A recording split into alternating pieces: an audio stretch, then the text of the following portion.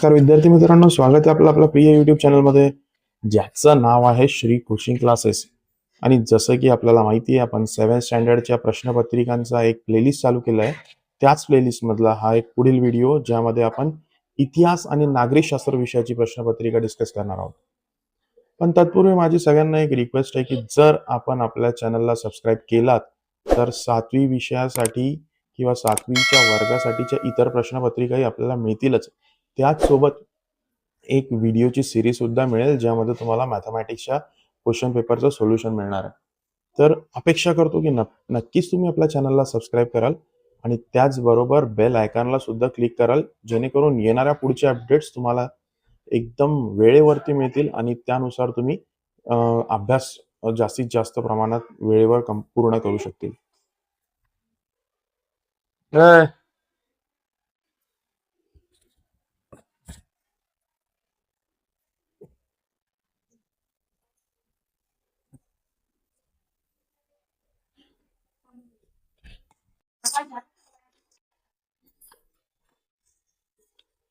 तर विद्यार्थी मित्रांनो, चला आता जास्त उशीर न करता आपल्या प्रश्नपत्रिकेच्या स्वरूपावर एक नजर घालूया.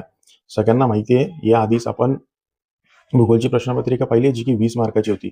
पण आता ही जी प्रश्नपत्रिका आहे ना आपली, ही एकूण 30 मार्कांसाठी असणार आहे. म्हणून मी म्हणतोय तुम्हाला की दोघांनाही मिळून वॅटेज आहे 50 मार्काचा. लक्षात ठेवायचं आपल्याला ही गोष्ट. तर चला आता जाऊया आपल्या प्रश्नाच्या डिस्कशनकडे, की जो की पहिला प्रश्न आपला कंसातील दिलेल्या पर्यायांपैकी योग्य पर्याय निवडून रिकाम्या जागा भरा. तो 5 गुणांसाठी आपला प्रश्न आहे.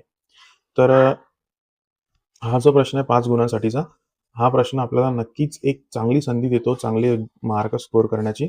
त्याचबरोबर प्रश्न पहिल्यातला जो ब आहे, प्रश्न पहिला ब, हा सुद्धा किती गुणांसाठी आहे विद्यार्थी मित्रांनो? तर हा 3 गुणांसाठी हा प्रश्न आहे. 3 गुणांसाठी हा प्रश्न आहे, नीट लक्षात घ्या.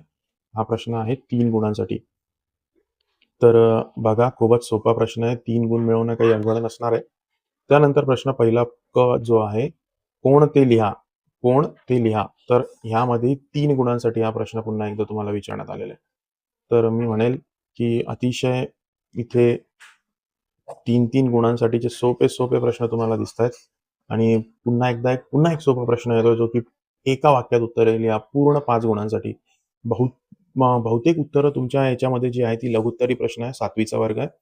खूपच सोपं असणार आहे स्कोअर करणं. कोणतेही 5 प्रश्न सोडवायचे आणि एकूण तुम्हाला इथे 1, 2, 3, 4, 5, 6, 7 प्रश्न देण्यात आलेले.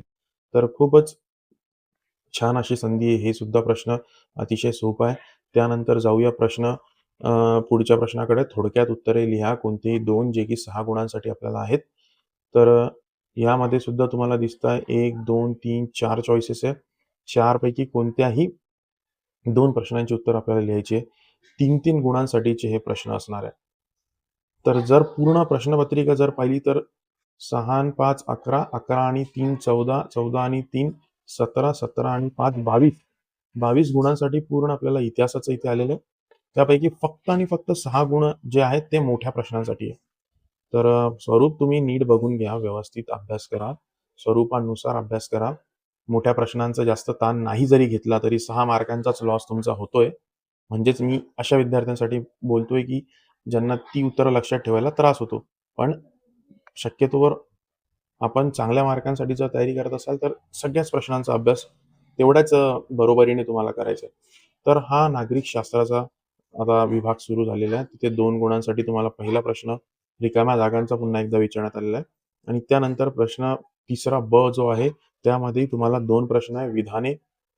अयोग्य विधाने दुरुस्त करून इथे तुम्हाला लिहायची आहेत. ही अयोग्य विधाने जी आहे ती दुरुस्त करून लिहायची. 2 गुणांसाठी हा प्रश्न पुन्हा एकदा इथे विचारण्यात आलेला आहे. तर 2 आणि 2 जर 4 होत आहेत आणि शेवटचा प्रश्न येतो आपला प्रश्न चौथा, थोडक्यात उत्तरे लिहा कोणतेही 2. तर इथं 4 गुणांसाठी हा प्रश्न पुन्हा एकदा आहे. आणि बघा, फक्त 3 चॉईसेस आहेत. 3 पैकी कोणतेही 2 तुम्हाला लिहायचे. तर मी म्हणेल की खूपच चांगली ही प्रश्नपत्रिका आहे. 10 गुण सविस्तर उत्तरांसाठी आहे. बाकीचे 20 गुण सगळे तुमचे ऑब्जेक्टिव्हसाठी आहे. तर मला असं वाटतं की ही प्रश्नपत्रिका जी आहे तुम्हाला चांगलीच मदत करणार आहे अभ्यासासाठी. तर अशाच प्रश्नपत्रिका जर तुम्हाला हव्या असतील तर आपल्या चॅनलसोबत जोडून राहा. शेवटपर्यंत व्हिडिओ पाहत राहा. आणि ही प्रश्नपत्रिका जर तुम्हाला WhatsAppवर पाहिजे असेल PDF स्वरूपात तर मला नक्कीच मेसेज करा. तुम्ही कुठून हा व्हिडिओ पाहताय, तुमचं नाव काय ते सांगा. नक्की तुम्हाला मी अगदी मोफत ही प्रश्नपत्रिका PDF स्वरूपामध्ये देणार आहे. तर आपला हा व्हिडिओ इथे संपतोय. पण पुढील अपडेट्ससाठी परत एकदा चॅनलला सबस्क्राईब करा आणि शेवटपर्यंत व्हिडिओ पाहण्यासाठी तुमचं खूप खूप धन्यवाद. Thank you very much.